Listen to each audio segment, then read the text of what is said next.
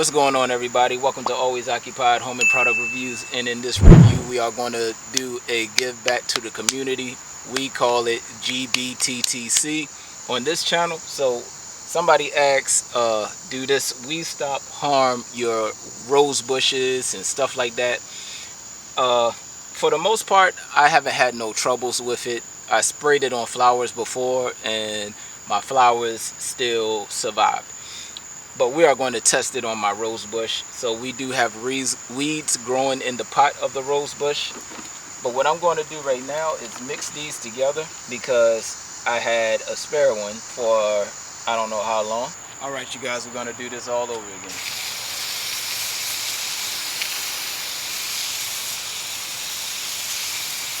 All right. Now, that's all I really spray. I don't really spray too much, but I'm going to respray my yard again. And yeah, I'll talk to y'all later about